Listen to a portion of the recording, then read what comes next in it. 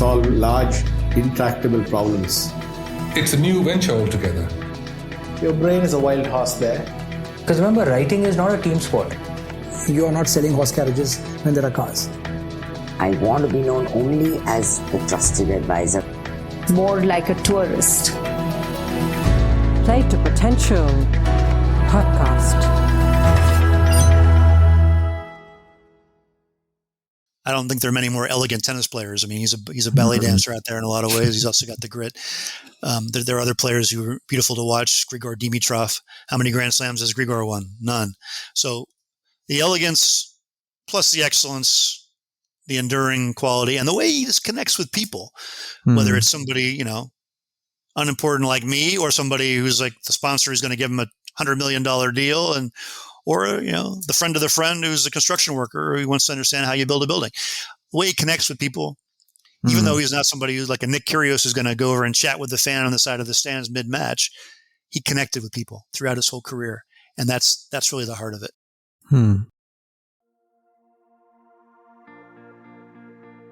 Welcome to the 100th conversation at the Play to Potential podcast, a series of reflective conversations on leadership, transitions, careers, and life. If you've been following the podcast, you know that this is a labor of love of mine, and first and foremost, it's a space where I get to learn and grow from some of the conversations with these leading minds. We're also possibly the only podcast in the world where we slice the conversation into smaller pieces of content that we call nuggets, cross-reference the insights into something that might have been said in a different conversation, and curate all that using tags that make the content easy to navigate. While you may not be able to see all these features when you consume the podcast on Apple or Spotify, if you went to playtopotential.com and saw the curated playlists section, you will see the nuggets organized by theme. That's playtopotential.com. Thank you for your support and love over the years, and look forward to having you as part of the journey where I explore these themes further in the years to come. While podcasting accounts for 10 to 20% of my time and effort, my primary vocation is that of an executive coach and a discreet sounding board for CEOs and entrepreneurs. I engage with leaders and organizations with a growth mindset and help them play to their unique potential. You can learn more about the podcast and my work at playtopotential.com. Given this is the 100th episode, we wanted to mark it with something special.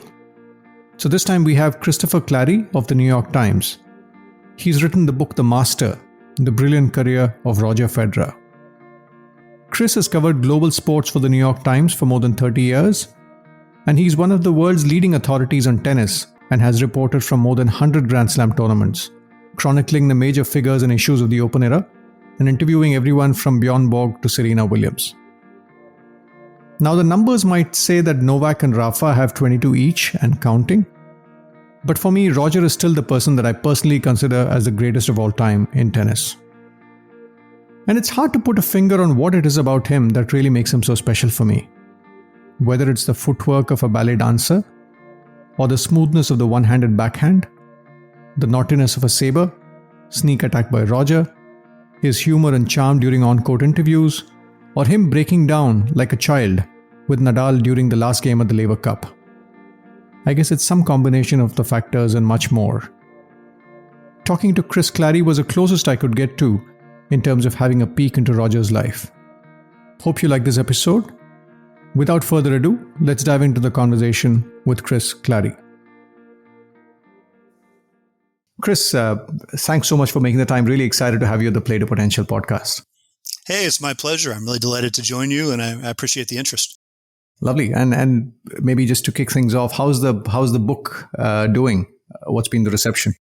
Well, Deepak, it's been really gratifying. It's been a bestseller on the national level, I think, in 6 different countries, and it's had sold over 100,000 copies around the world so far in its year of existence. Came out in paperback in the US and the UK, and it's just been a full tribute to Roger's reach. Not my writing, but Roger's reach. And I think it's been, I think it came out at a very good time as well. I mean, nobody was wishing Roger any ill fortune, but the fact that he didn't play much when the book was released and then ended up retiring a year later, I think the timing of it, people were in a nostalgic mood, have wanted to read about Roger's path and his journey. And I think most interesting thing for me really has been how many young people have connected with it, because they really didn't know Roger's whole story. They didn't know his whole evolution.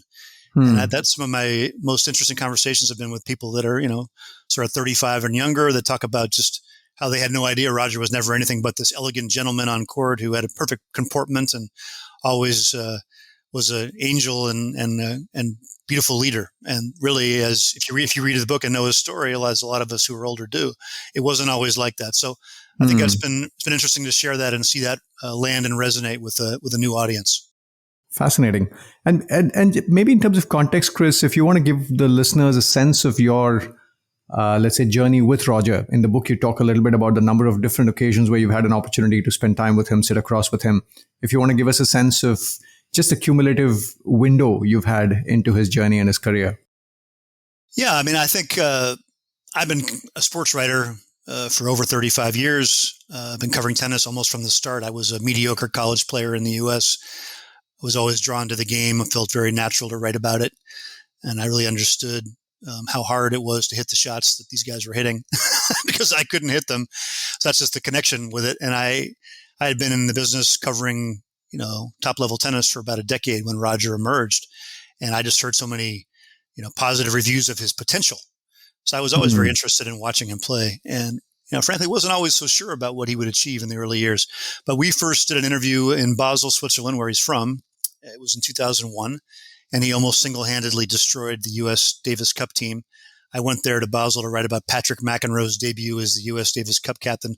Ended up writing about Roger, being this phenomenal talent who was coming into his own. You could just see from that match and that experience that he was ready to do great things in the game. He starting to put it all together. So I was very curious about him, and in those days he was already speaking to the press in Swiss German and English and French, as he did throughout his career. So to see him then kind of in a rough mode, he wasn't anywhere near as well groomed or as polished at that point, but he already had that sort of international reach to him. And he was very engaging, very real. And over the years, because of my job with the International Herald Tribune and the New York Times, I spent a lot of time internationally covering all types of sport, but a lot of tennis. And we just developed a long-standing professional connection. And we would pretty much do an interview every year in depth throughout his whole career. And I didn't follow him as a youth, but I followed him pretty much through his whole professional career.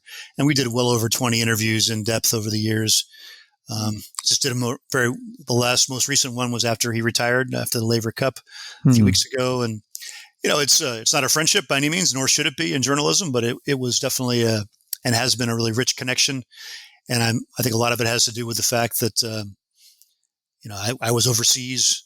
I could connect with him as a European player. And because I had covered, I think, Pete Sampras, Andre Agassi, Michael Chang, Jim Courier, Ed Berg, those guys, before Roger emerged, I had a really good understanding already of sort of the men's game and the elite level. So I think there was a nice point of contact there. And honestly, it's been in my long career, one of the very best connections I've ever had with a professional athlete, just in terms of his willingness to talk about his mindset, his experiences, the regularity of it, the in-depth nature of it. Roger's not a guy to cut an interview off. He usually lets it run its course. And a lot of the interviews with him feel more like conversations, to be honest. And going back to one of the things you said, Chris, 2001, people were already talking about his potential. Can you give us a sense of what people saw at that stage for them to say he'd be a special player? Well, to be honest, I mean, the potential chatter began well before that. It began in the mid-1990s in European tennis circles. You talked to Régis Brunet, who was his first agent with IMG, watching him play in a junior tournament in Florida when I think he was 13 or 14 years old, and literally sprinting to the payphone, which tells you how old this story is and how long Roger's been around in the game. He ran to a payphone in Florida and called his contact to get a hold of Roger's parents back in Switzerland because he was so excited by what he saw. And what he saw was somebody with just fluid movement, amazing shot-making potential, phenomenal hand-eye coordination, just an overall sort of kinetic chain to his tennis that was exceptional. And if you've watched enough tennis, that comes jumping off the court at you as you watched him play. And they can also see the athleticism and the speed and the quickness that he had. And as he developed, the real question was about his attitude and his emotional outbursts and behavior and self-criticism, and whether that would hold him back, because it definitely held him back from achieving that full potential in his teens and very, very early 20s. But then again, how many of us in our teens really are the best version of ourselves? Probably not too many. This is your host Deepak Jayaraman here. While this is the 100th conversation at the podcast, I should point out to you that the very first conversation in the podcast was also about tennis. The guest at that time was Vijay Amritraj, the legendary Indian tennis player. I remember meeting him at the departure terminal at Mumbai airport and walking up to him to request a conversation when this podcast was just an idea in my head. I remember it was a Monday morning. I was going to Chennai and he was headed to Bangalore. I still remember the look he gave me when I asked him if I could interview him for a podcast. I could see two questions in his eyes. One, who are you? And two, what the hell is a podcast? 6-7 years back, podcasting was not quite a thing in those days. I was lucky that he was able to get comfortable with my intent in a couple of minutes. And before boarding, he told me that he was staying at the Leela in Bangalore for a week and he'd have time on Thursday. 3 days later, I just dropped everything else, booked my flight to meet him and record that conversation. When I look back, really grateful to see how far this podcast has come from that long shot a few years back with Vijay. While it's hard not to get impressed when you see precocious talent in front of you, like what Chris says about Roger's fluidity on court, I think it's useful to keep in mind that celebrating precocity sometimes can be tricky. Vijay gives a useful counterpoint that brings in the dimension of effort and commitment. In certain cases, it's fairly clear that you can tell, especially when the kid is anywhere from 8, 9, 10 up. You could possibly, in certain cases, it's clear. But that doesn't mean he's going to make it or she's going to make it. That's where the rub comes. Just because on a scale of 1 to 10, your talent quotient is a 9, doesn't mean you're going to make it. And the other side of the coin is, if talent quotient was a 1, that doesn't mean you're not going to make it. The best examples of those are the fact that hard work will overcome lack of talent any day of the week and twice on Sunday. But lack of work is not going to help an extremely talented guy make it to the top in the similar fashion. So hard work is a necessity, whether you like it or not. There's no shortcut to greatness. But at the end of the day, for some people it comes a little easier, and some people it takes longer. With John McEnroe, what he could do in 30 minutes took Ivan Lendl 1 week to do. But they both did it. And they both became two of the greatest players the game has seen over my lifetime. Both world's number 1. So I think it can be overcome. So just because you look at a child and he or she is not able to do A, B, and C, and of course mine was the perfect example as I was growing up, because on a scale of 1 to 10, I was probably a -1. And so you can't say, as all the pundits did at the time, oh, don't waste time, effort, and money on this child because he's not going to be good at anything. But then, you can, overcome most of these obstacles if there is that will and that belief and the people to be able to help you get there. So I think those things are probably the ones to be looking at, as opposed to saying, oh, he or she can or cannot make it. I guess one of the most common examples that gets quoted in this context is Sachin Tendulkar versus Vinod Kambli. Several people say that in terms of intrinsic potential, when they were school kids, Kambli was possibly more gifted than Sachin. In that legendary match in 1988, when they played for Shardashram Vidya Mandir, they struck a partnership of 664, and in that match, Sachin scored 326 not out, and Kambli scored 349 not out. We now know how their journeys played out. Anyways, you get the drift. Let's now get back to the conversation with Chris Clarey. I want to take it back to parenting, Chris. Given the various conversations you've had with him and your understanding of his journey, what do you notice about the parenting he was exposed to with Lynette and Robert? Any aspects of the parenting that stand out for you? Well, I haven't really done in-depth interviews with Lynette and Robert. I talked to both of them early in Roger's career when they were more accessible, but I've talked to many people about their way of doing things, and I've talked to Roger about it. And I think it's a combination. I'd say a couple different levels. One is that we're talking about Switzerland here, and Switzerland does not have a real culture of hero worship or superstar worship. It's not really part of the Swiss mentality. So Roger kind of grew up in this situation where even though he was a fabulous talent, he wasn't going to be put up on a pedestal like a guy like Lionel Messi might have been in Argentina, or Cristiano Ronaldo would have been, or maybe Novak Djokovic in Serbia as time went along. Different situation. That's part of it. I also think that Robert and Lynette had lives of their own. They were successful people. Robert was an executive with a pharmaceutical firm. He's an engineer by training.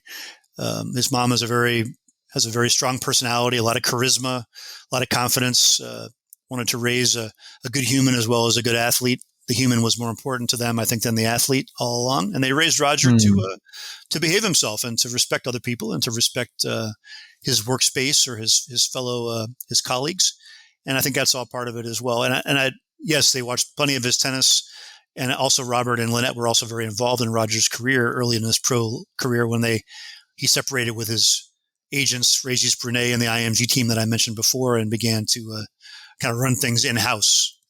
Mirka, who became his wife, actually was his press liaison during that period. So he used to call Mirka or text Mirka to get an interview with Roger. So things have definitely changed there. But I think Robert and Lynette, in the Swiss culture, and the fact that Lynette is South African by birth, not Swiss. So there was an international kind of meeting of cultures already in the Federer household. Switzerland being a fairly international place anyway, and Basel being a city right on the border with France and Germany. Roger grew up with many different cultures kind of mixing in his own house as well as outside his front door. And I think he was very comfortable navigating in international waters after that. And a lot of that has to do with his parents exposing him to all that at a very early age. I loved what you said.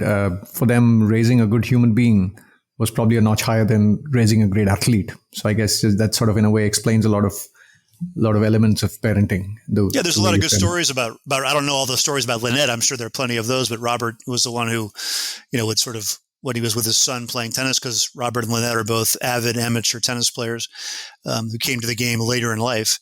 And really their enthusiasm, I'm sure, was one of the reasons why Roger gravitated to tennis.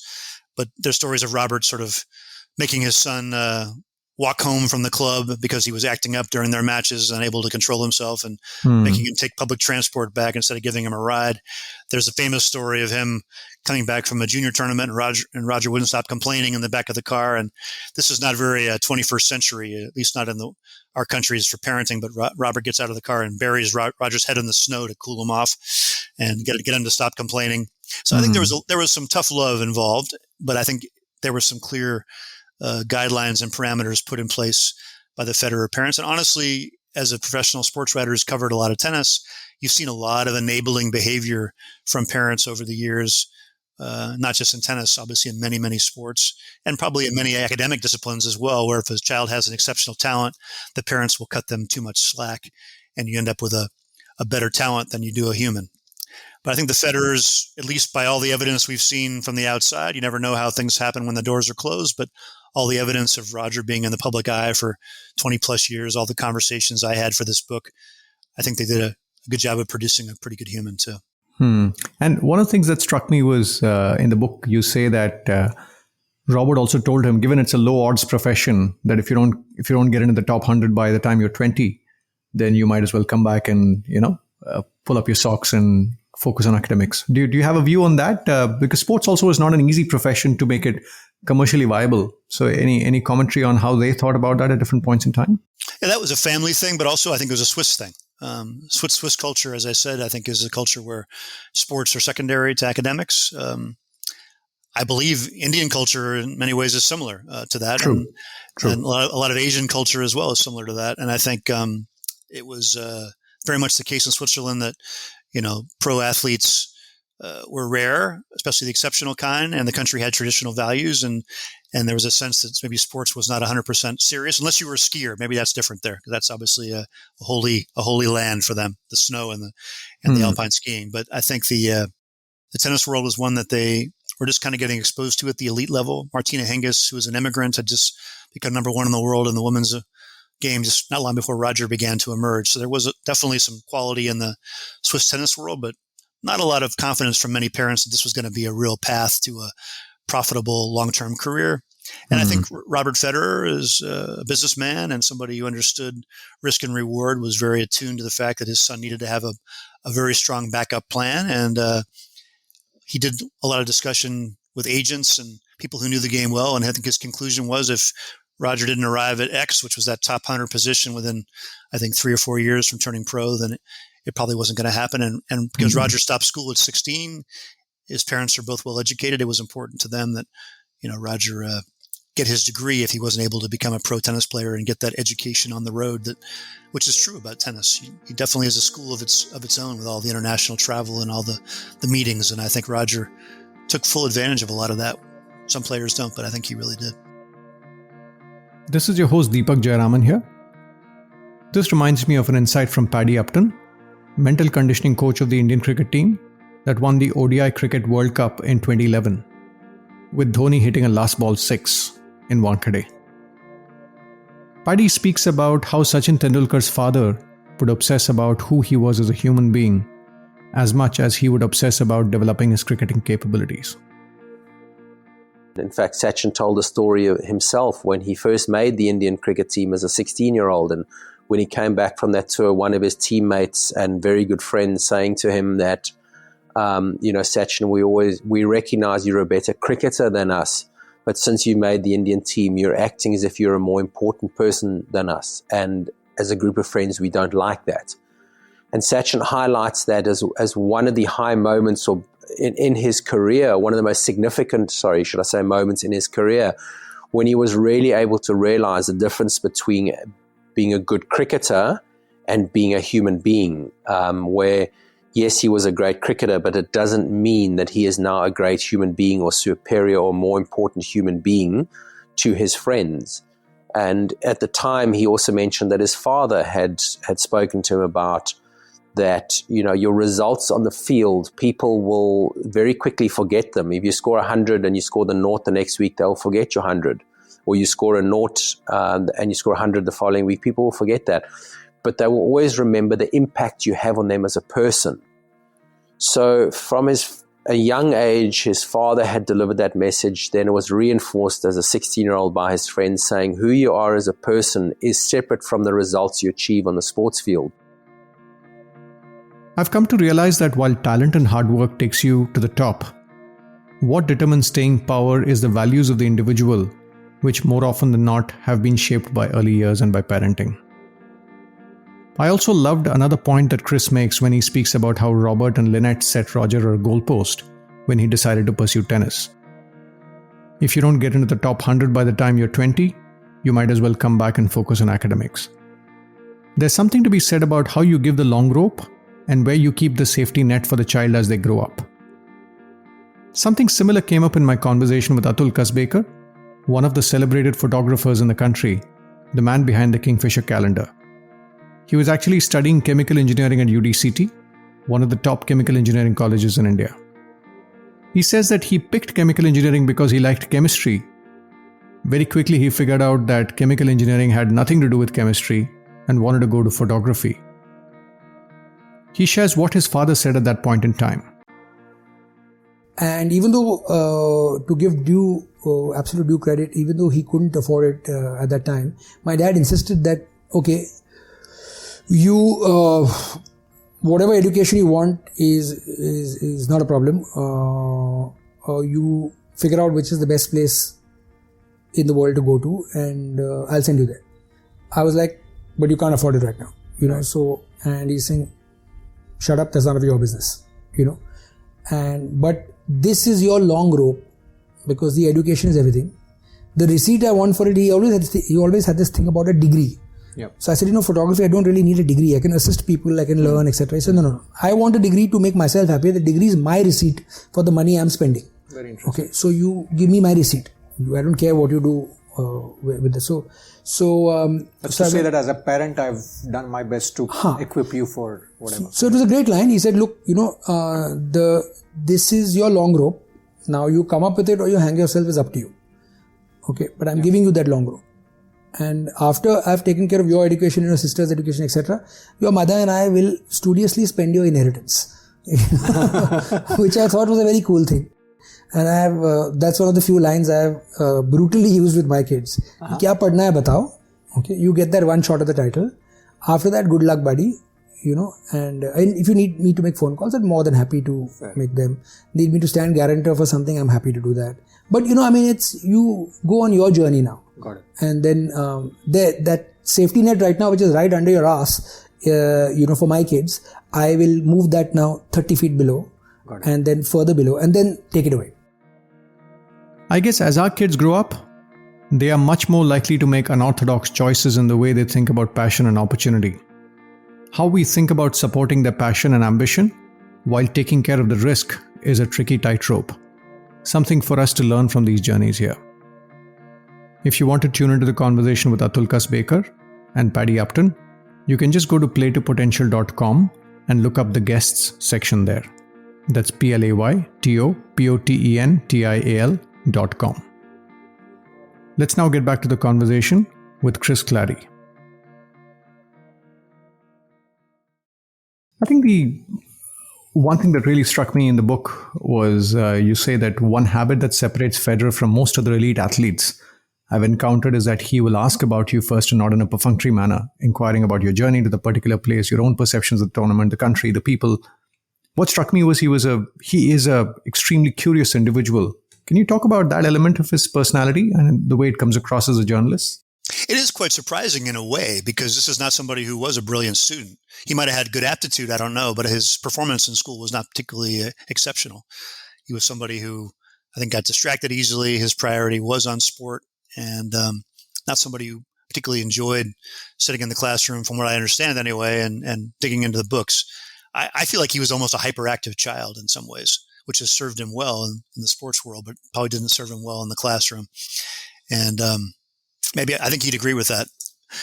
And yet, because of the kind of life he was going to lead, with its international aspects, all these different types of people you're going to meet across all different levels of society, from the players to the agents to the sponsors, often very wealthy, successful people at a high level and much older.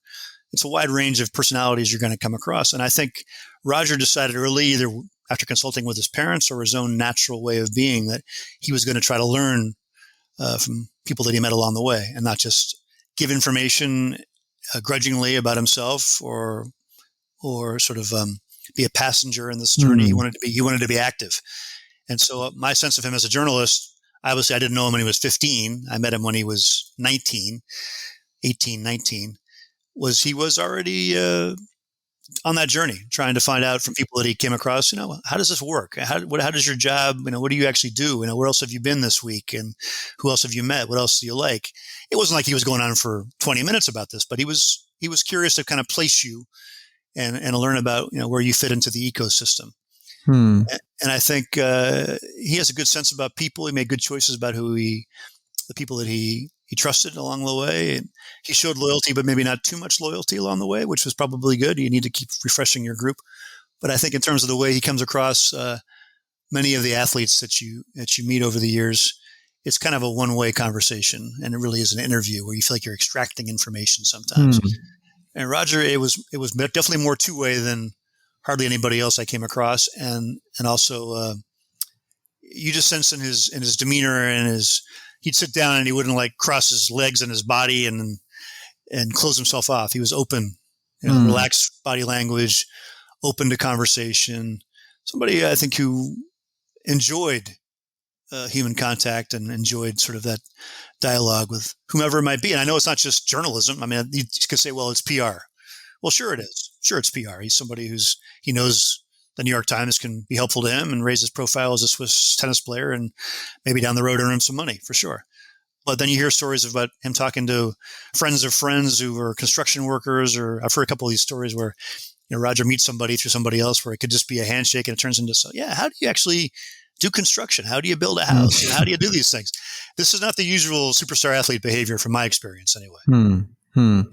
And in the book, you talk about his growth mindset, right? You talk about in one of the sections, you talk about the feedback from coach Adolf Kachowski, I hope I pronounced it right, who said that he'd never seen a junior who could apply his feedback so quickly.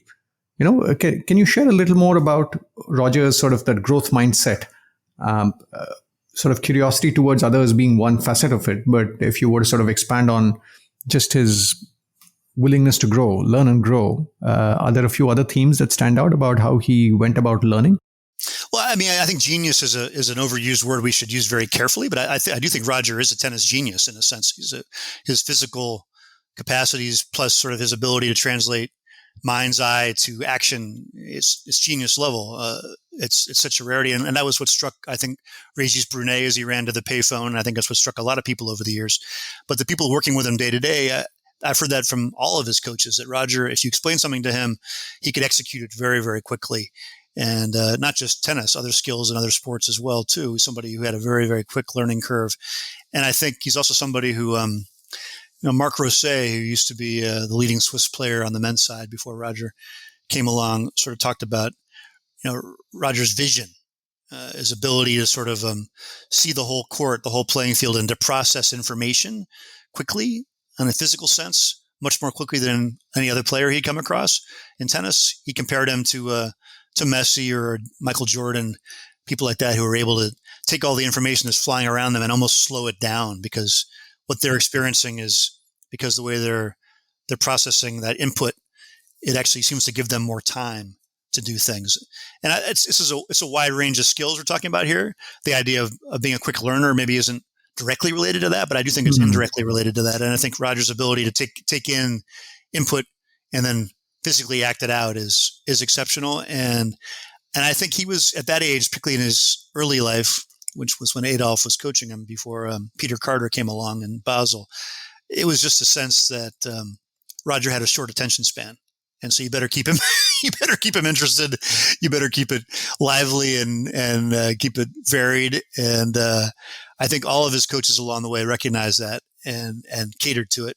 Obviously, as Roger hit his 30s, I'm sure that wasn't as much of a necessity as it was when he was in his teens and 20s. But I think the fact that people recognize that, and maybe he recognized it in himself, it helped him acquire a lot of skills quickly, and they just kept churning it out and giving him new things to do. And one of the facets I want to talk about is his inner game, right? The mental game. You alluded to it some time back.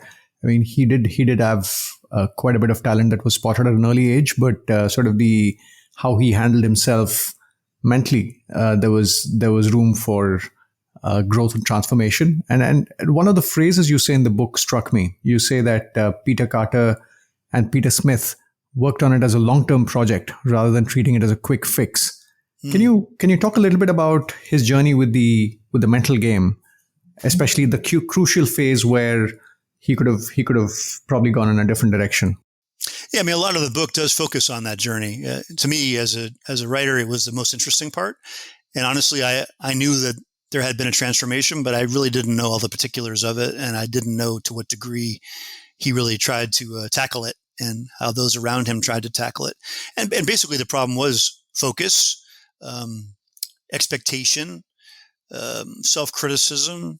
I think Roger, as anyone can attest who watches him after a big victory or a big defeat, with the emotions that he shows, obviously an emotional, sensitive person, very empathetic. And that empathy has probably a flip side for an athlete, in that you're feeling everything going on and it's hard to manage all of that. So I think early on, some of the meltdowns Roger had, tears after junior defeats.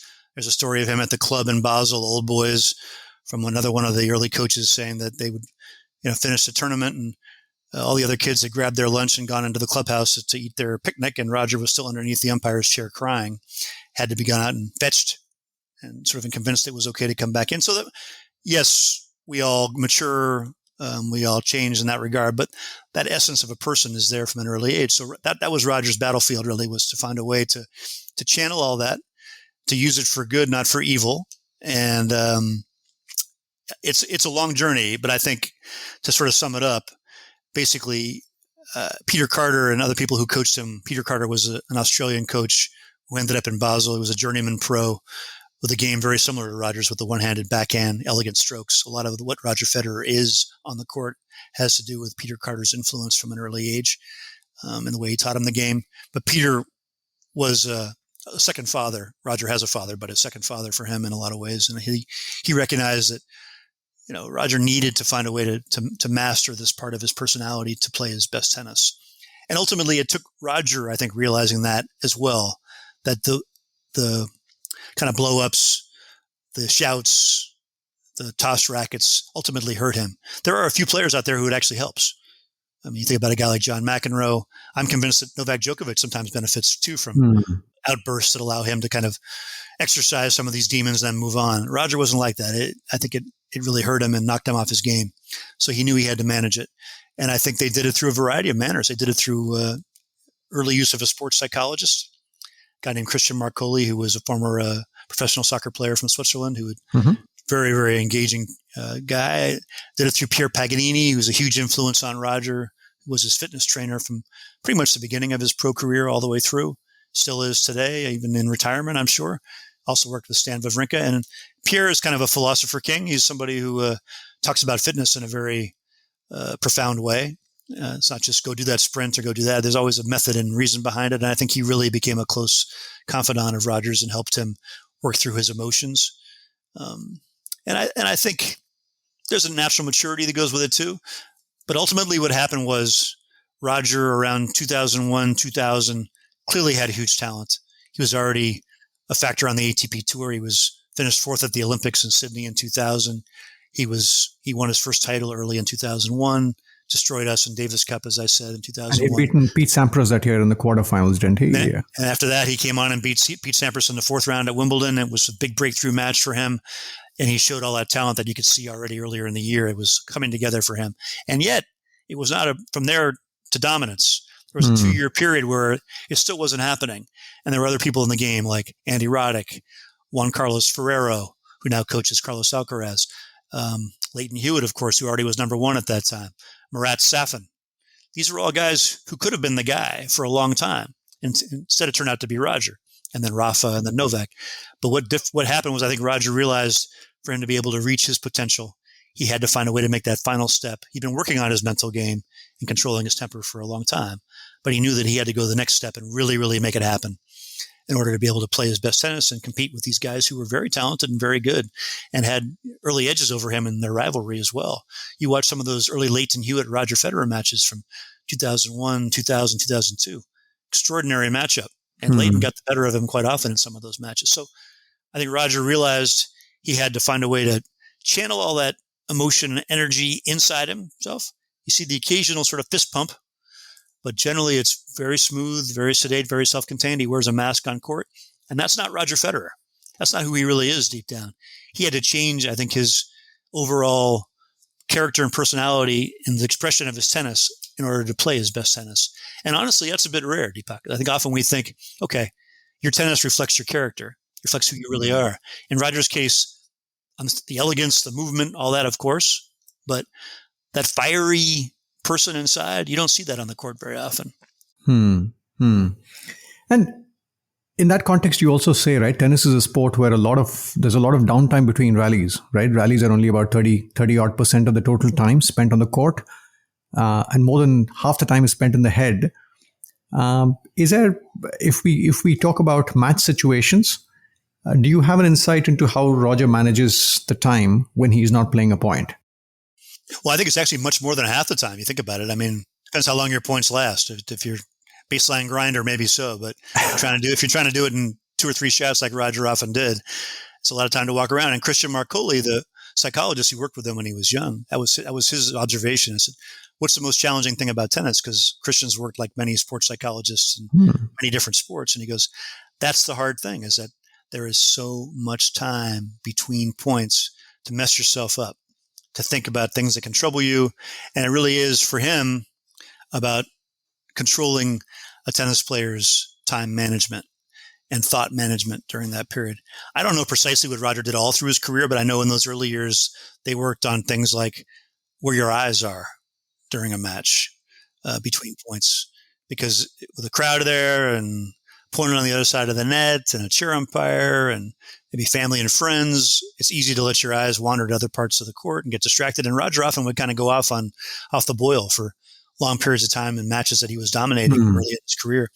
I know that he and Christian worked on trying to keep his focus on the strings, on the area just around him, to keep himself in that bubble. And a lot of Roger's work, I'm sure, in the mental game was focused on trying to keep himself contained, because as an extrovert, gregarious person, he's easily distracted, I think, and easily drawn to the wider community in his tennis matches. And I think he was able to learn to channel that and keep his focus really on the ball in play and the point at hand. True. I mean, back to the earlier point you said, if you're curious as a person, then your natural instinct is to sort of absorb what's going on around you and to sort of contain that and to sort of really stay in that bubble, as you say, either between points or when you're sort of sitting under the umpire every 2 games, sort of keeping your attention. It can be quite challenging, I can imagine. Yeah, and I'll think about best of 5 sets. You're playing 3 to 4 hours, almost 5 hours sometimes. It's a long, long time to be sitting in your school chair trying to do your homework there. This is your host Deepak Jayaraman here. It's fascinating to see how players manage idle time during a match when they're not actually playing. Even in a sport like cricket, if one looks at percentage of time when a batsman is active, it's possibly even smaller than tennis. How the batsman manages his inner voice becomes all the more critical, especially when there's sledging going on. Back to tennis, it's interesting how Roger dealt with this phenomenon. Another element that could help in these situations is rituals. Ethan Kross, author of the book Chatter, which is all about handling the inner voice, speaks about how Rafael Nadal would handle the same issue. What was the hardest thing he struggled with on the tennis court? And his answer surprised a lot of people, because he didn't say the hardest thing he struggled with was maintaining his endurance or returning his opponent's backhand. It was managing the voice inside his head, right? It was the game that was the most difficult component for him. And if you've ever watched him play, you actually know what he does to manage that chatter. Nadal is famous for engaging in elaborate rituals. So from the time he walks onto the court, how he carries his bag and walks to his bench, to the way he positions his water bottles, to the routines he engages in before every single serve. He's highly ritualistic. And when asked why he does that, he has said, and something to the effect of, I order my surroundings to match the order I seek in my head. If this topic is of interest, do look up my conversation with Ethan Kross for a deeper dive into how we can handle the inner voice. You can just go to playtopotential.com and find him in the guests section. That's playtopotential.com. Let's get back to Chris Clarey now. I want to go back to Pierre Paganini, right, his fitness coach. And you say that he's possibly been a key contributor to his longevity. And one of the themes that really strikes me about Roger is playing the long game, right? He's sort of, apart from the awards he's won and the titles he's won, what strikes me is just some of his statistic around the number of games he's completed without retiring hurt, the fact that he's played for so long at that level. Can you talk a little bit more about how he's managed to play the long game? What are some of the choices he might have made? And what's Pierre's approach? What can we learn from it? Yeah, I think some of the things that Roger did are directly applicable to all of our lives in a lot of ways. But I think he and Pierre, who, as I said, he met Pierre when he was in the town of Écublens, which is on Lake Geneva, which is where the Swiss National Training Center was. Roger went there when he was 14 years old, left home in Basel, left his parents for a couple of years to go down there as a boarder during the weekdays. And Pierre was running the fitness program there. So they met very early in Roger's life and formed a deep connection. And when Roger reached number 1 in the world, which was in early 2004, after winning the Australian Open, he'd won Wimbledon the year before as first major, and then he won the Australian Open to kind of back that up. He said that he and Pierre sat down and talked about, okay, how do I think long term here? How do we structure my career and my schedule so I can last?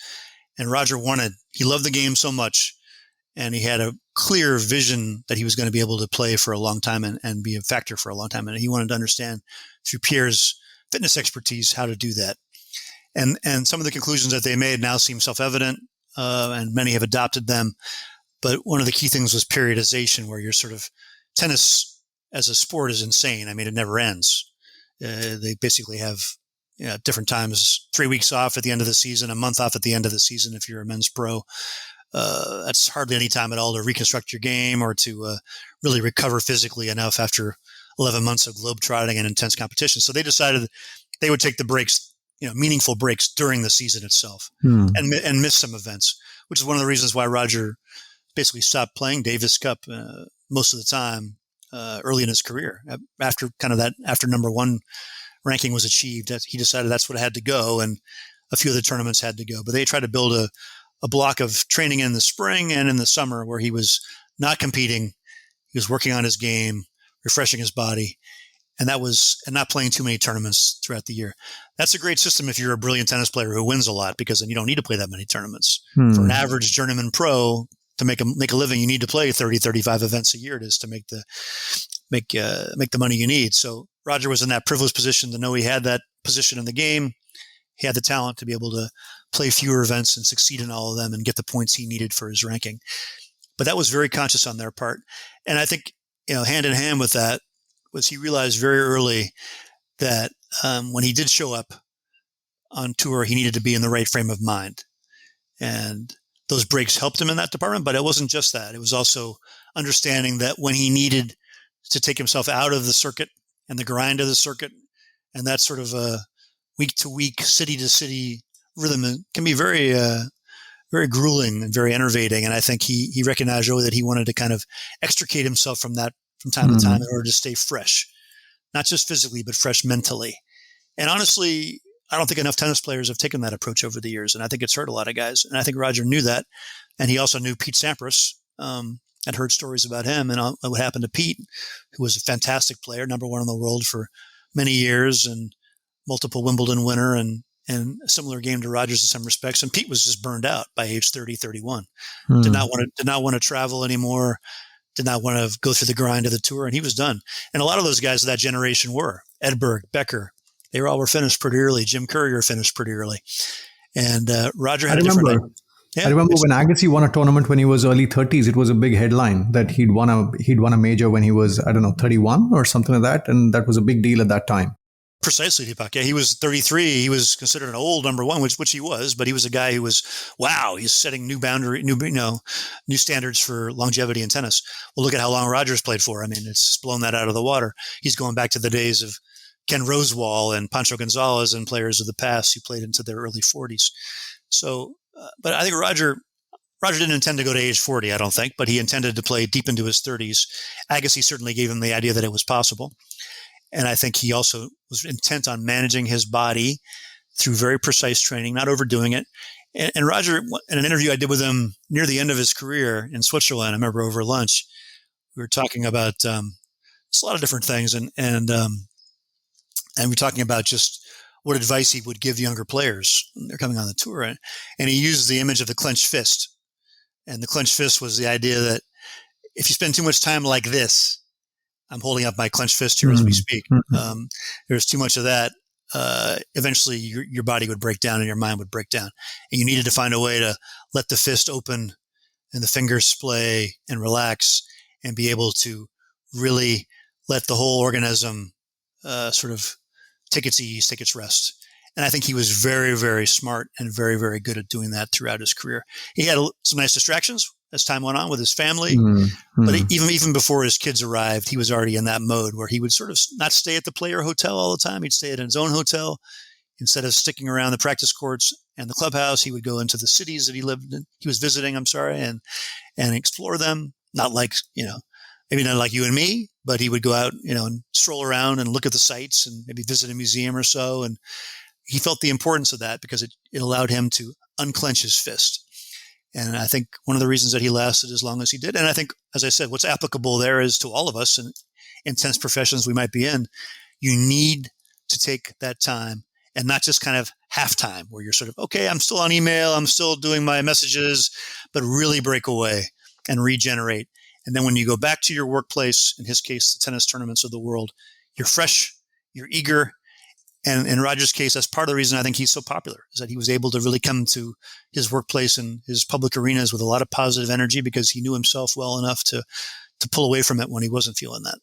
I loved an anecdote in the book. You talk about Wimbledon 2011. You speak about Federer blowing a 2-set lead with Joe Wilfried Tsonga and losing the match in the quarterfinals. And you say that he goes back to his home, Wimbledon home, puts his bags down and is rolling on the floor with the twins in Mila and Charlene in a few minutes. And he's sort of in a different world. So that just amazes me. Just building on what you just said, the ability that he led a full life, and sometimes these things can help you heal and recharge much faster than if you sort of wallowed in tennis for much longer. Yeah, and again, I think that applies to all of us in the sense of how you're able to separate those professional disappointments from your private life. And I think it's helped many athletes that I've known to have a family on the side to kind of put things in perspective. But what's interesting about that story in particular is the proximity of the house to the courts at Wimbledon. When you're Roger Federer, you can rent a house very close to Wimbledon in the club. And so it accelerates the timeline. But I would imagine a lot of players would come back from their crushing defeat and play with their kids that evening maybe or the next day.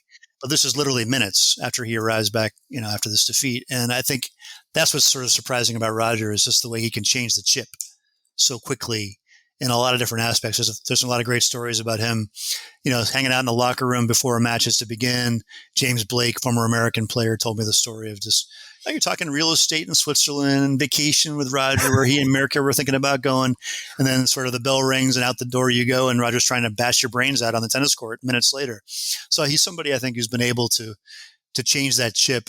And maybe we all know somebody like that in our professional world, so you can kind of go from laughing to serious in a moment. But he was able throughout his career to really, really compress that timeline and to sort of change his mood and his world very, very quickly. And I remember talking to Ivan Lubicic just a few weeks ago, and he was talking about that.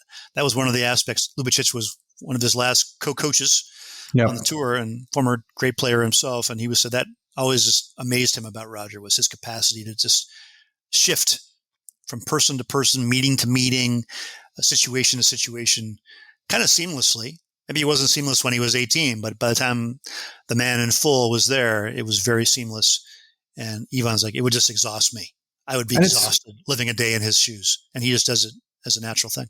And building on that, right? I think as a tennis player, you're sort of one of the things that strikes me, great players, especially Roger, is just the agility on the court. And similarly, just the emotional agility, like you said with David Blake. You're talking real estate in one sense, you're in a certain state of emotion, you step out, you're able to switch instantaneously and sort of tune into the right emotion at the right time. It's quite something when you see that happen in front of you. Yeah, I don't know the adaptability in a match situation, how much it directly applies.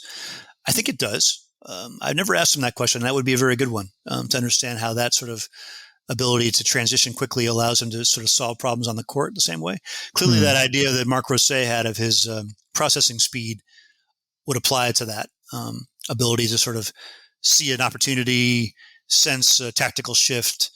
And one of Roger's hallmarks on the court is that he's able to sort of be very unpredictable. I remember talking to Novak Djokovic about this. This is part about this in the book. And Novak said the hardest thing about playing Roger was the unpredictability. You never felt comfortable. You never really knew what was going to come at you at any given moment. So he always had you off balance. Whereas Rafa, you kind of knew. Rafa's gotten a little more unpredictable as time has gone on with the serve and volley and such a good volleyer. But you kind of knew you were going to have to deal with that topspin forehand and Rafa settling in and ripping any short ball. But Roger there was more uncertainty there. And that was troubling to the very best in the world. I remember on that particular note, when he was playing around with the saber, I remember Djokovic experiencing that on the other side. And really, you can really see when people get rattled when something like that happens. So I remember Djokovic getting rattled by the saber when he was playing around with it. Yeah, that came out of a practice, just sort of goofing around, experimentation. I guess it's kind of like Google with their, 90% of your work time is, or 80% of your work time is on your job and 20% outside the lines, right? That was an outside the lines moment. He was just fooling around with Severin Luthi, his coach, and it worked. And he's like, well, maybe we'll incorporate this. So I think that's also a sign that he likes novelty. He likes to change things up, and it keeps him fresh. And that applies to all of us in our worlds for sure. Even the tweener, right? I think he pulled it out against Djokovic at the penultimate point of the US Open. So I guess when I look at Federer, it looks like he's turned that into almost like a proper tennis stroke. Yeah, the 2005 Australian Open, it bit him in the tail because he used it against Murat Safin when Roger had a match point. Safin volleyed it away for a winner, and Roger ended up losing the match. So it didn't always work for him. And he wasn't the one who invented the tweener. If you go back and look at like Victor Pecci and people like that back in the day, they were using that shot, Yannick Noah. But Roger certainly popularized it, and it does reflect his desire to make things, shake things up and keep it interesting for him too. I want to talk about coaching, Roger. In the book at various points, you talk about how Roger has gone about choosing coaches at different points in time. Peter Lundgren instead of Carter goes through a phase of having no coach instead of Peter Lundgren. Then Stefan Edberg, even Lubicic.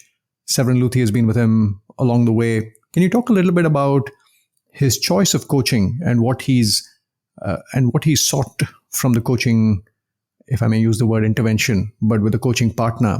Can you talk a little bit about that? Yeah, it's interesting. I think it's a mixture of loyalty and then need for fresh voice from time to time. And I think he was pretty good, not ruthless, but I think he was somebody who was pretty good and pretty pragmatic when he needed to make a change, that he did. And he often had a situation throughout much of his career where he had two coaches because of his schedule being as it was and kind of the insanity of following a pro tennis player around for 11 months of the year. It's pretty brutal for coaches to do that as well as for players to live that life. So if you have two, you can alternate. But he, it's a timeline that in a way is not entirely natural because Peter Carter, this man we've spoken about already, this deeply influential Australian on Roger and also a very close friend, he died in his late 30s on his honeymoon in South Africa after more or less being, told how great South Africa was by the Federer family, how he had to go there, and went down there and just a freak accident, was killed in a road accident down there on safari or heading towards safari. And that was a huge moment in Roger's life. Definitely made him a more serious person about fulfilling his potential. And that was maybe a piece we didn't discuss when we discussed the mental game and the evolution. But Peter Carter certainly, I think, would have continued to play a big role in Roger's life and career later on, even though Roger made a very difficult choice that you referred to there when he chose to go as a full-time professional. In the late 1990s, he decided to choose Peter Lundgren, former Swedish pro, who was connected with all those great Swedish players of the generation, Wilanders and Borgs and everybody. And he chose him over Peter Carter because he felt Lundgren had more experience at the highest level than Peter Carter had. But Roger describes that decision as an excruciatingly difficult one and very hard. And I think he always would have kept a connection with Peter Carter. So Peter Carter might have been somebody in his career for 20, 25 years in some way as an advisor. Didn't work out that way. He had to find new support systems after Peter Carter's death. And he's somebody that he would bring in after much consultation and much thought. He would bring in different people to be the key person in his life. He did go a period of time without a coach. When he split with Peter Lundgren after winning the Australian Open, or just before winning the Australian Open in 2004, after a great 2003 season, which was a pretty bold move considering he was breaking through, to separate from your mentor at that period was quite surprising at the time. But I think he felt like he needed to for a bunch of different reasons. I'm not sure I fully understand all of them even now after writing the book, but I think there was a need to kind of do things on his own to create the strength that comes with that. Might have been some issues with Peter off the court. I don't know. I know Roger's always denied that. So when he went off on his own, he still had some advisors within his circle, guys he was close with, a guy named Reto Stobli, who was a friend of his, who coached him, but he was really making his own decisions for well over a year. And then he hired Tony Roach, who had been a great Australian player, coached Patrick Rafter, coached Leighton Hewitt later.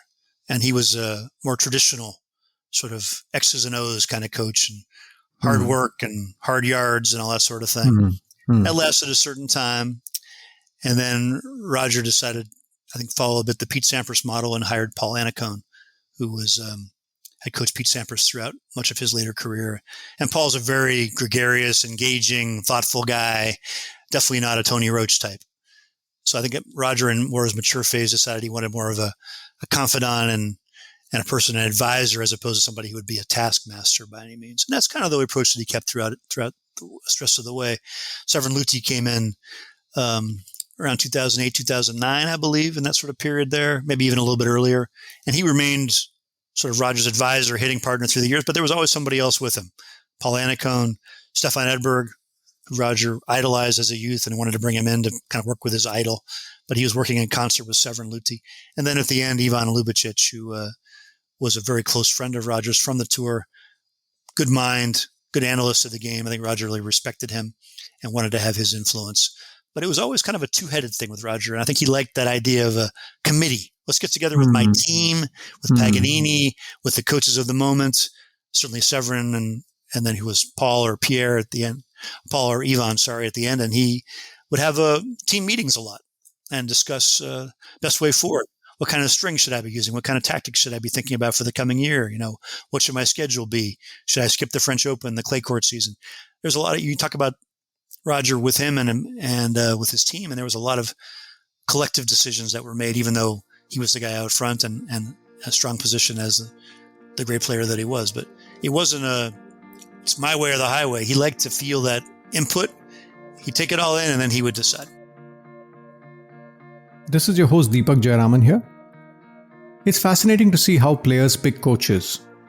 In one of my early conversations at the podcast, I was speaking with Viren Raskina, CEO of Olympic Gold Quest. When I asked him about how they pick coaches for different players, he used the example of how they found a coach for Mary Kom. How do you pick a coach in context to a player?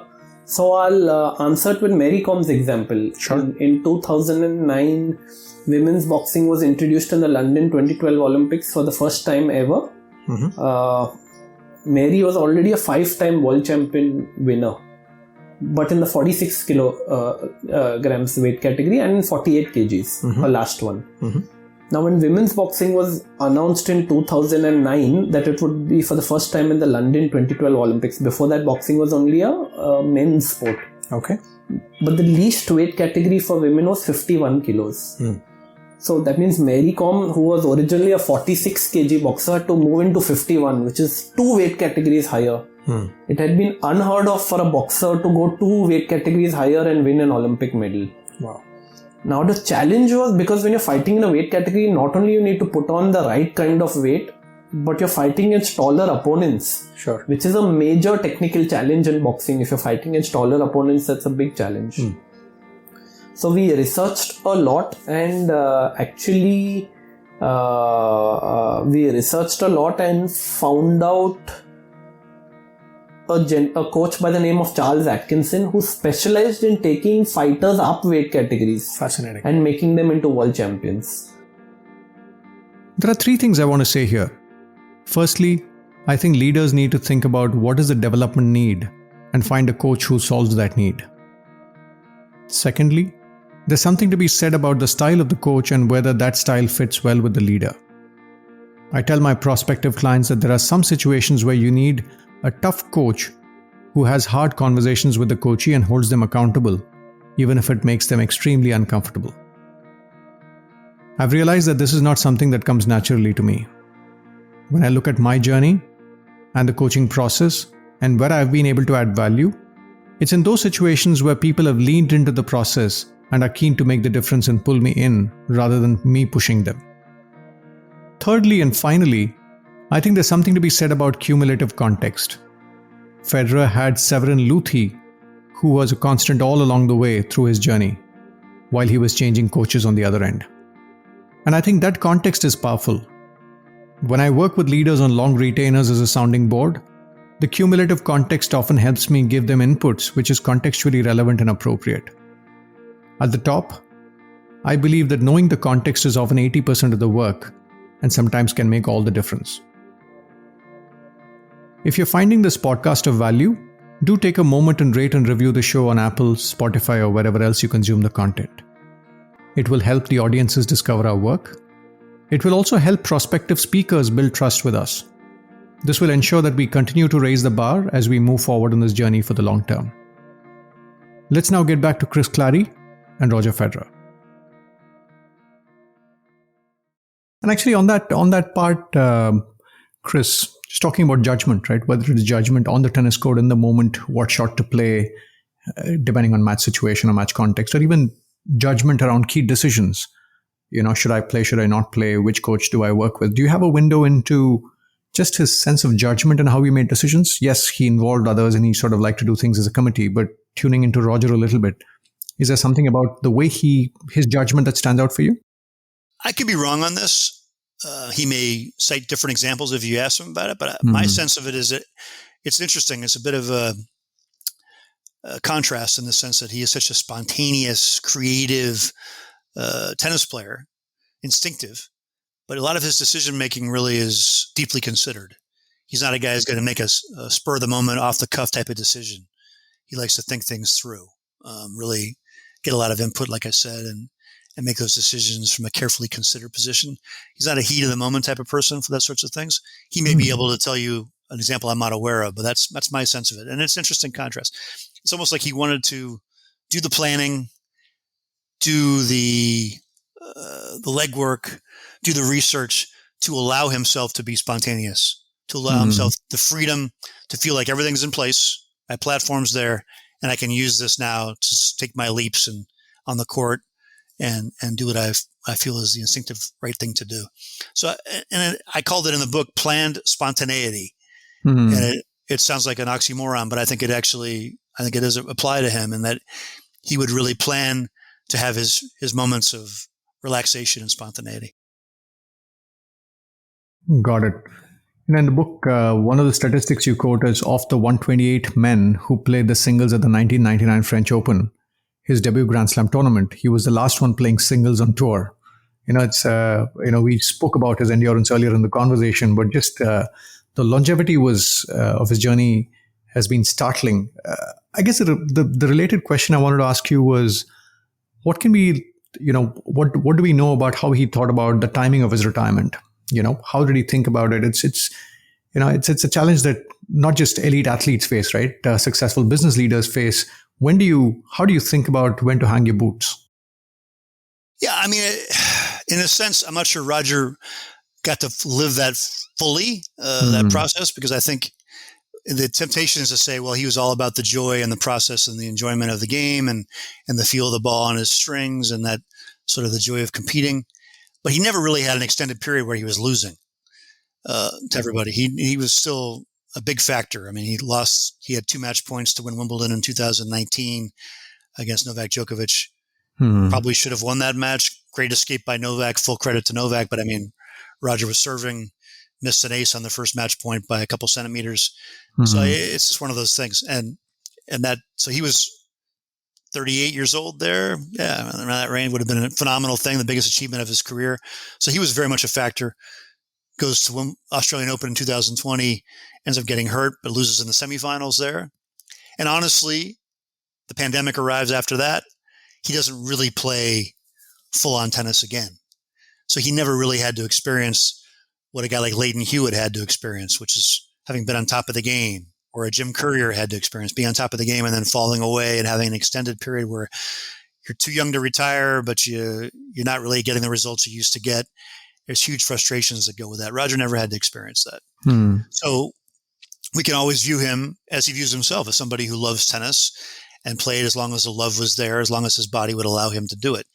So in a sense, the ending is an unnatural one, because I do think if Roger's body would have allowed him to keep playing, he would have kept going for quite a bit longer, 2 or 3 more years.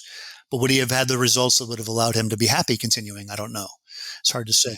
It's easy to imagine that, you see exceptional athletes who can still move and still do what they. I mean, Ken Rosewall was able to play and succeed into his early 40s and reach Grand Slam finals during that period, but he wasn't the same depth of era and physicality. But I honestly think Roger feels that the end came too soon, even at 41. I think he would have liked to go out with his boots on, playing another Wimbledon, maybe even winning a title. But I don't see him stopping after a victory. I think he would have needed some reminders that he was mortal before he stopped, ultimately. I'm kind of rambling around here because I'm kind of thinking it through as we talk. Yeah. But from talking to him about it after his last match in Laver Cup in London, it was clear that his intention was to try to come back again from the last knee operation and really give it one more good shot. And frankly, that good shot just never came, and it was a big disappointment. He absorbed it. But then at the end, was he pragmatic or was he just realistic, or was it just really no choice? Because when you watch the doubles match in London when he played with Nadal, the last match, you can see the shot making is still there in a lot of ways, despite all the rust. Surface motion is still fluid. It still did a lot of damage. But when he has to move laterally, even in doubles, you can see the big difference with prime Roger Federer. And honestly, the way the game is now, if you can't move, at a very, very high level, you're just not going to be competitive. These guys are just too good, too fast. You look at the guys like Alcaraz, look at Novak, who's still so flexible and so good, and Rafa. It just can't be done. So I think Roger knew that, and that's why he called it a day. One of the themes I want to touch upon, Chris, was his resilience. One of the matches that really stand out for me, my all-time favorite Roger match is possibly the 2017 Australian Open final. Roger, Rafa, I think he'd come back from an injury or from a surgery. He was an unseeded player in that tournament, and he went on to win it. And one of the finest backhand exhibitions I've seen, one-handed backhand exhibitions I've seen. What have you learned about his resilience when things are not going well for him at various points in his journey? Yes, I think that's an underrated part of Roger's career. He's somebody who I think he would, like you, would put that match very high on his list. I mean, if you ask him sort of the three most important matches, biggest moments of his career, that one would be on it for sure. Because it did show that he had grit, and he was coming off, which for some athletes, 6-month break wouldn't be considered a huge break, but in tennis terms for him, it was. And his results before that had been dipping. He hadn't had the same success. He was still very much a relevant player at the top, but he wasn't really in Grand Slam winning position. He hadn't won a Grand Slam since 2012 Wimbledon. It had been almost 5 years when he won that Australian Open title. So that answered a lot of questions. And he was never in death spiral mode during those 5 years, but he was certainly had lost a lot of ground to Djokovic and to Nadal at different times. Other players were also emerging, like Andy Murray. So it was a time when he could have not regenerated, and he did. And I think he really took a lot of pleasure in working his way through the problem, coming back, feeling physically strong. And that match you mentioned, he was down 3-1 in the fifth set, and Rafa was playing some pretty good tennis. And it required a flurry of brilliance from him to turn that match around. And the commitment to not slicing the backhand and hitting through it, commitment to that's just zeal and love of the game, too, that he was feeling from coming back as the underdog for a change, seeded 17th instead of seeded number 1, 2, or 3. And I think he took a lot of pleasure from that. But otherwise, I think Roger, you go back to the beginning when he left home at 14 to go down to Écublon in Lake Geneva at the Swiss National Training Center. The language of the day there was French, not Swiss German. And he was an outsider. Didn't speak French very well at all. And he was mocked, taunted, hazed a bit, struggled in school. That was a very hard period for him. And he always said later on that it was a huge factor in his later success, was being able to be resilient enough to get through that and come out on the other side a stronger person. I mean, it's a bit like a boarding school experience, for a regular person. And I think he grew up a lot from that and took a lot of strength from that. I think the Peter Carter situation we described when Peter Carter died, Roger running through the streets in Canada, trying to process his emotions, just overcome by grief. He used that as a launching pad to greatness, but it could easily have gone the other way, couldn't it? Could have been a lot of guilt, a lot of regrets, a lot of emotions he couldn't handle. It could have knocked him back as well. So he is somebody, I think, with his vulnerable side, is able to show consistent resilience throughout his career, and somebody also who chose to travel with his wife, Mirka, and his family of 2 and then 4 children, and hang out in the hotel and not get a good night's sleep and come out there and play a great match the next day. And Roger's never had, on a personal level, beside Peter Carter's death, to deal with some hugely debilitating thing in the prime of his career. But he did show, I think, a lot of grit. In the book, you also talk about Federer, the businessman, right? He's one of the few sportsmen that have earned more than 1 billion USD, with only about maybe 120, 130 from official prize money. Given that kind of ratio, what can we learn from Federer, the businessman, in the way he goes about leading that part of his life outside tennis? Yeah, that's a great question. To be honest with you, Deepak, that was probably the hardest chapter I had to write, because it's not easy to get those answers sometimes from people, and really it is that is quite a story, because Roger was not destined to be a cash machine.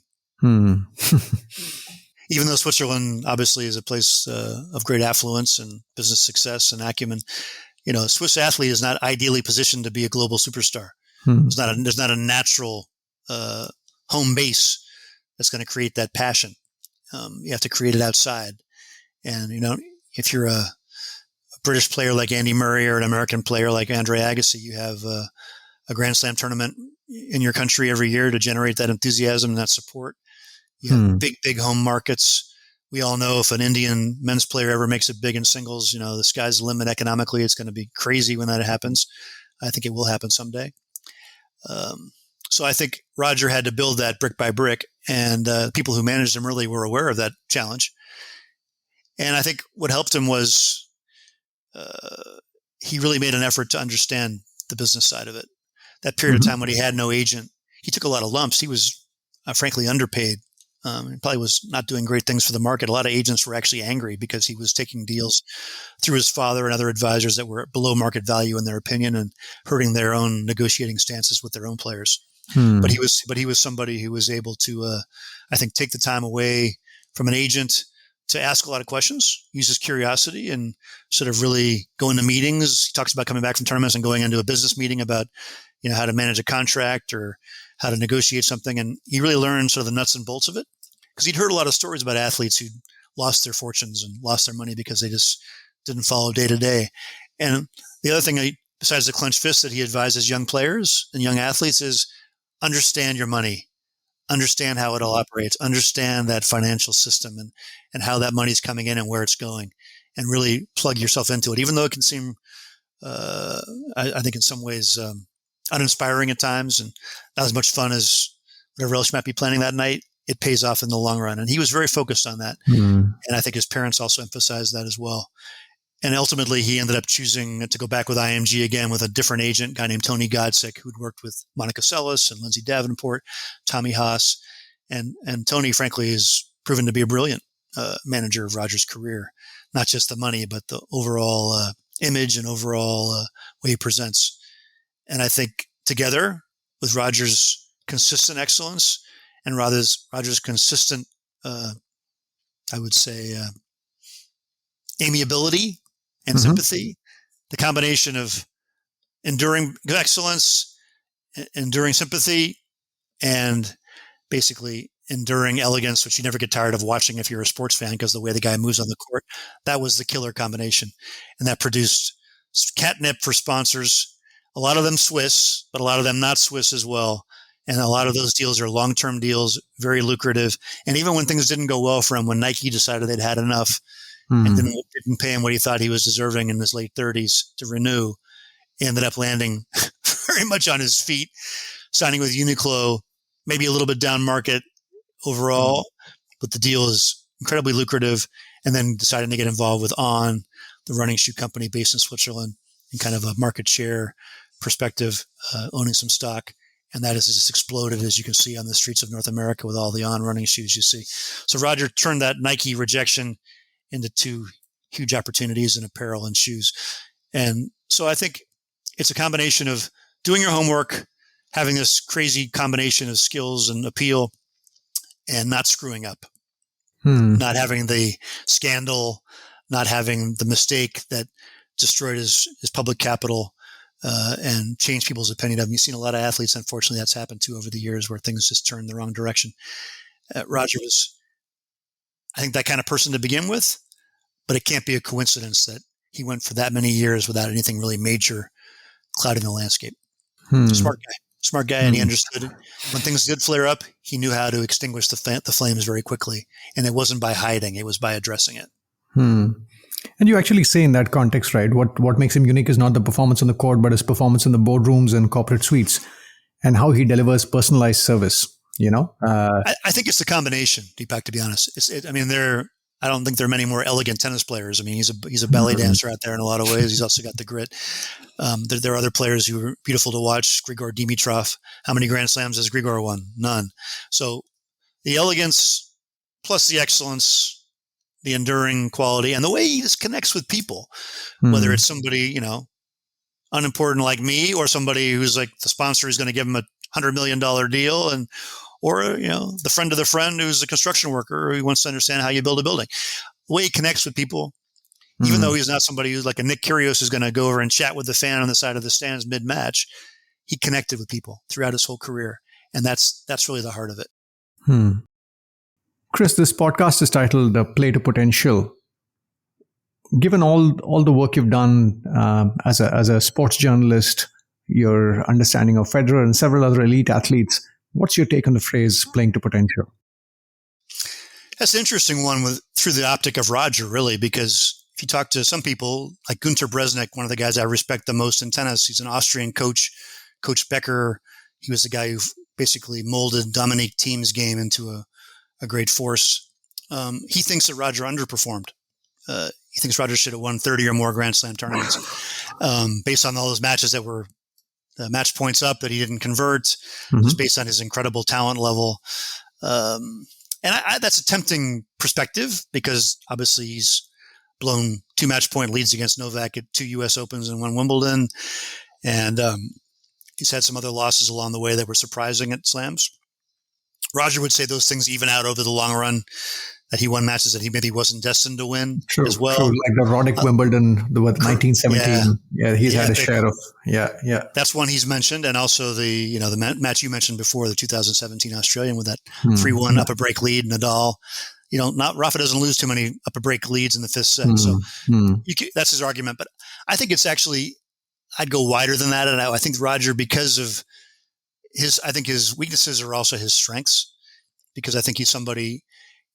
Yeah, his tendency to take more risk probably has led to some defeats that might not have happened to some of the other guys, like a Novak or a Rafa.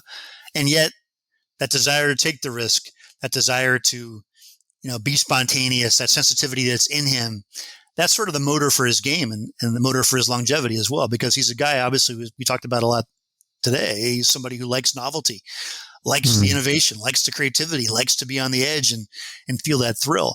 And he's a very instinctive tennis player. So I think that sort of vulnerable side to him, the flip side of it was the innovation and creativity that kept him going for so long. Without that, he wouldn't have lasted or burned as brightly as long as he did. So I personally feel Roger did fulfill his potential in tennis, or very, very, very close. And I think he definitely fulfilled it off the court. And I think that's a part of the package in tennis. You're giving a lot of interviews, you're signing a lot of deals, you're touching a lot of people and shaking a lot of hands. And I think he really performed to potential there. And there's a lot to learn from him, probably more in that aspect than the tennis, which is pretty hard to relate to sometimes. And we talk about success. Maybe if I could persist for another minute or two, how does a person like him set goalposts, when you're sort of at the cutting edge of redefining a lot of playbooks? What's your take on how people like Roger think about success? Well, I think, again, he's somebody who's spontaneous inside the lines and more considered outside the lines. And I think he tends to think kind of medium to long term a lot. I mean, you talk to him about his schedule sometimes in the prime of his career, and he knew where he was going to be like a year and a half out. He knew his schedule. A lot of guys, it might be 6 months, 9 months. Roger knew what meeting he was going to be in on a day in July a year before, what part of the world and what court he'd be on. And it was all very, very planned out. So that Swiss side, that sort of regimented, organized side. And then there's probably more of the South African, even the Latin side to him, where it was letting it flow, letting it go. And so I think in terms of his goal setting, he seemed to be, to me, pretty methodical, pretty systematic about that. And I think he and Tony Godsick, his long-term agent now, who interrupted his period of independence and has been his main guy for a long time, they do a lot of planning meetings, a lot of strategic thinking, and this sort of pivot to on-running, pivot to Roger investing in sports companies. We haven't talked about his foundation at all today, but that's a huge part of his future plans as well. Roger Federer Foundation, many athletes and stars have foundations. He started his when he was quite young. His family's quite involved. He wants to really make an impact with education around the world for youth, primary school in particular. He's made a lot of connections with Bill Gates through tennis exhibitions and just general, picking his brain. That's not by coincidence. Roger likes to sort of find a mentor for the next chapter in his life, get to know them, enjoy that connection, but also learn from it. And I think that's something he's done throughout his career. It's been a pattern. Fascinating. Chris, thank you so much for making the time on the podcast. Real pleasure talking to you. Deepak, I love your subject and I love your style. So thanks very much for having me. We've all seen Roger being fluid on court and move around so beautifully. If there's one thing that struck me in this entire conversation, it's the fluidity with which Federer was able to walk tightropes across multiple dimensions. Planned and spontaneous, deciding with heart and head, handling peak intensity and longevity, spending time on work and family, stormy from within and composed on the exterior, being a great tennis player and a shrewd businessman, and much, much more. So much to learn and emulate from this amazing human being. I hope you enjoyed the 100th conversation at this podcast. We're really excited about how far we've come on this journey and plan to keep on marching for the years to come. If you're seeing value, do share this with your networks and take a moment to rate and review the show on Apple, Spotify, or wherever else you consume this. Thank you, and look forward to having you at one of the subsequent conversations at the podcast. Bye now.